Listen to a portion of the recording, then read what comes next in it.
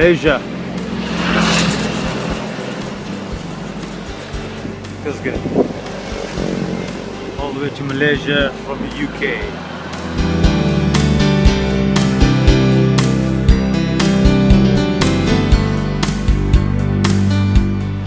I don't have to worry about eating halal food, and I'm in Aloe Star, and that's the radio tower, I think.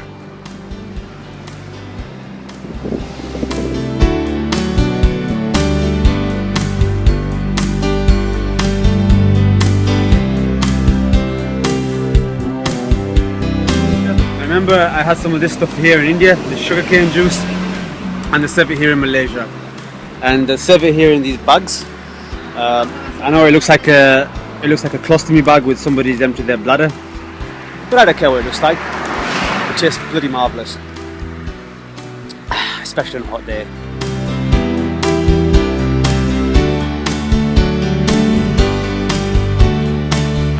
All over the world. Whoa!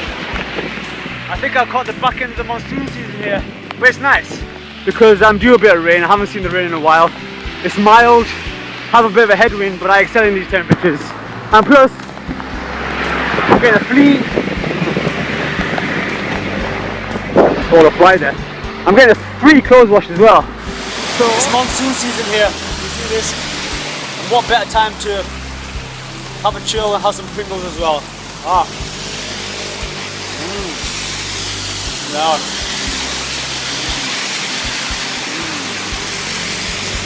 Yeah.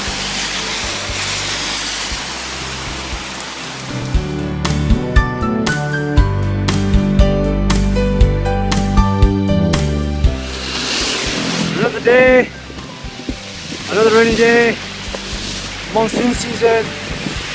I'm not complaining. Quite humid, very tropical here as well. Yeah, I'm all wet. My bike's getting a wash again, as well as my clothes.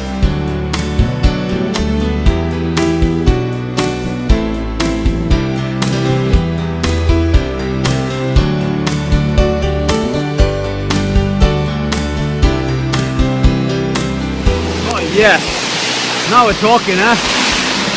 Whoa! Nice.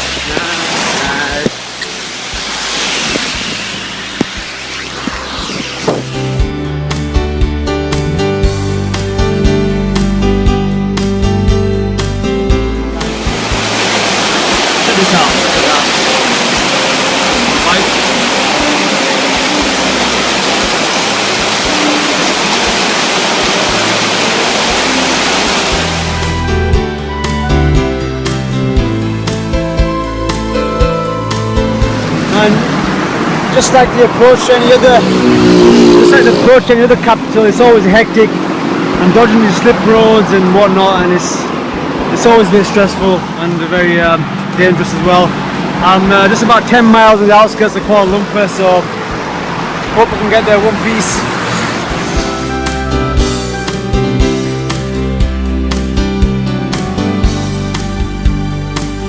Well, 110 miles today. Most of that in a downpour because it's the back end of the monsoon season here. It's nice. It's quite nice. It's quite reinvigorating when it's warm and it's raining. But it makes it all worthwhile when you see that. Wow! It's the best looking building I've ever seen. Burj Al Arab in Dubai might be taller, but this is a lot more impressive in my opinion.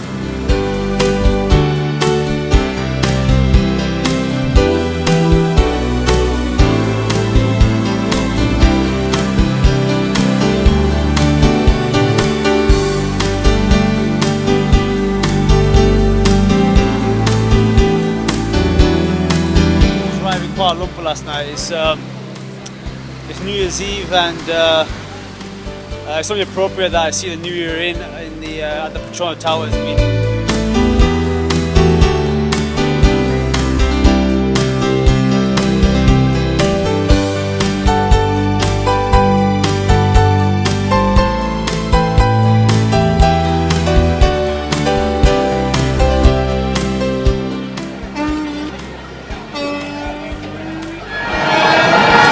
Happy New Year 2014 Kuala Lumpur.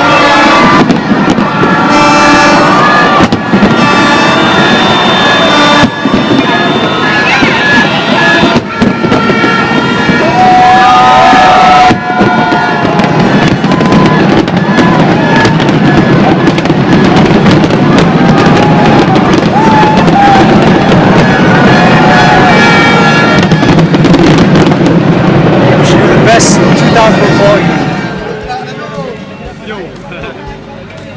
Hello. Hey, nice whistles. Okay.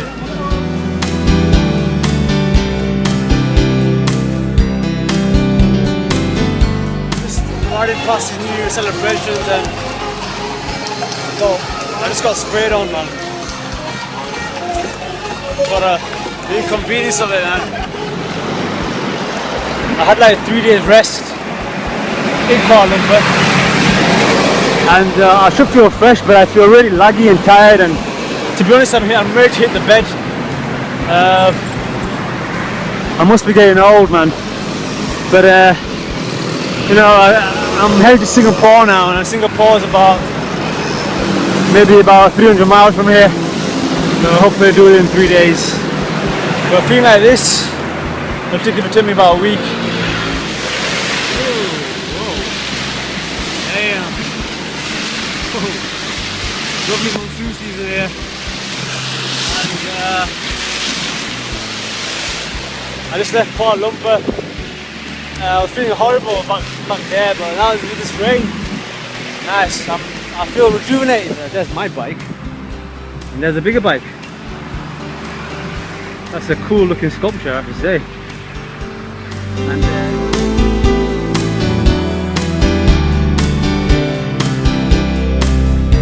middle of it, because every day it's raining, but it's really pleasant because you know, it keeps the temperatures down a little bit and it cools you down a bit. But it's warm. I mean, look at this. I'm in a t-shirt. It's wet, and it's about 25 degrees as well. I've got this little white stuff going on over here. But anyway.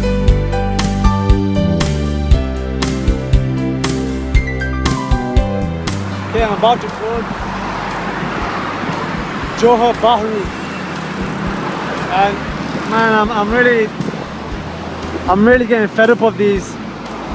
You know, whenever I come to a city, I'm really getting tired of these running through it. It's so busy, and maybe the journey's wearing thin on me. I don't know, man.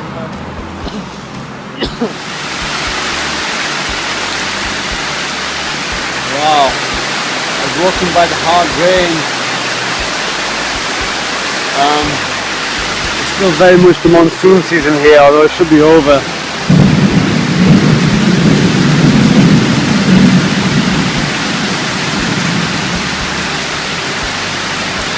Yeah, the hard rain has warmed me up.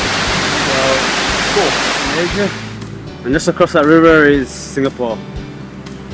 And it all used to be one country before 1963 when Singapore gained independence. I don't know why, I've got to look into that.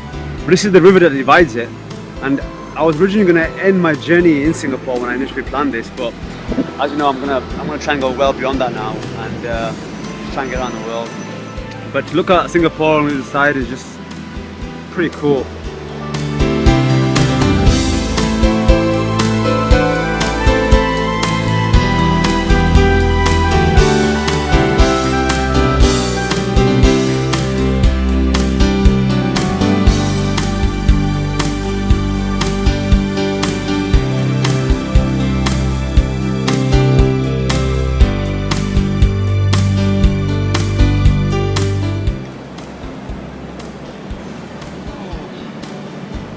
What a journey!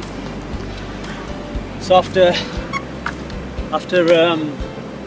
12,000 miles, 25 countries and almost 8 months, I finally made it here to Singapore, and I really can't believe I'm here. I didn't even think I'd make it this far, to be honest with you.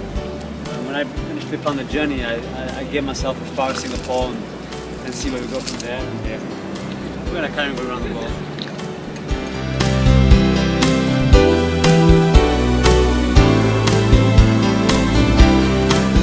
fellow Yorkshireman. I like you say from Yorkshire.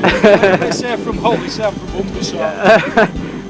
East Yorkshire. But anyway, East Riding of Yorkshire.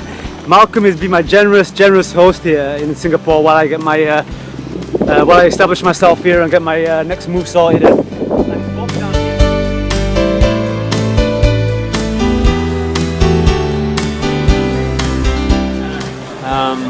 So I'm going to rest here for a couple of days and head over to Indonesia. Then I'm going to try and ride over the equator, make it over there. Still a long way to go on the journey, but for now I'm just going to rest and enjoy the beautiful silent skyline of Singapore.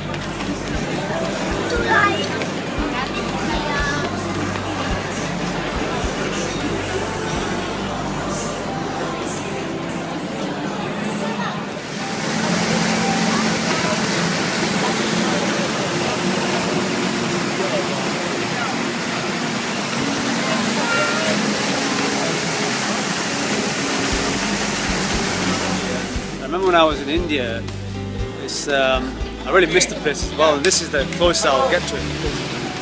It's like a reminder of being back in India, because everybody here is, hence the word India, is Indian.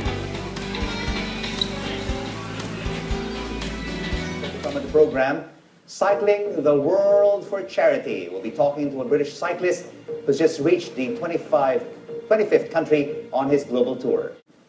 So what does it take to inspire a journey around the world? Well, in the case of one Briton, the answer is enormous curiosity and a desire to raise money for a good cause.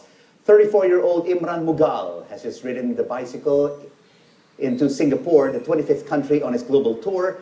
Imran joins me now with his bike outside in the city. Imran, thank you so much for joining us on Newsday. You've had an extraordinary journey since you left London in May of last year.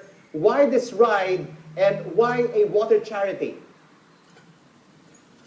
Thank you, Yuko. Well, it was just a dream that I dreamt of 10 years ago, and it was something that it was just a dream, and I thought, is this something that I could ever possibly do?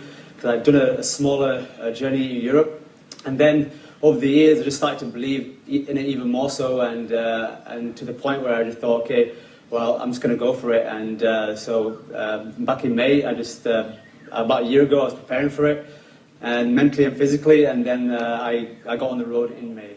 Has already cycled through India, China, Malaysia, Iran, and Singapore, where our reporter Ashley Neem spoke to him just a few hours ago. Imran Mughal is on an epic journey, having travelled more than 20,000 kilometres through 25 countries. It's taken him 8 months to reach Singapore. Let's find out how he's done it. So Imran, how have you managed to sustain yourself through this journey? Well, this is my pedaling RV, I call it. And everything you see on this bike is my provisions for this journey. In this bag here, I have clothes for all seasons. This bag here is solely for my home, my accommodation, my tent, my sleeping bag, my sleeping mat, my pillow. And the bag opposite, I have my toiletries, my spare parts for my bike, and also some electronics. And in the front bag there is solely for food storage. And in the bag opposite is my kitchen. I have my cooking equipment and my pots and pans in that bag. You've only got the essentials, but I see you also have a sat-nav. How have you managed to keep that powered up? Using the energy from the sun. As you can see here, I have my battery here, which is connected to a solar panel, which gives it a good charge every day, and I can charge my sat-nav with that, and also my phone. You must have had some highs and lows on this journey. Tell us about those. Good luck with your journey after Singapore. Imran Mughal, a British cyclist currently riding around the world. Wow, best of luck to him. Travelling through Australia, New Zealand, the US and Europe before he finally heads home to Leeds. Safe travels to him, and that's it from me. There's more news coming up.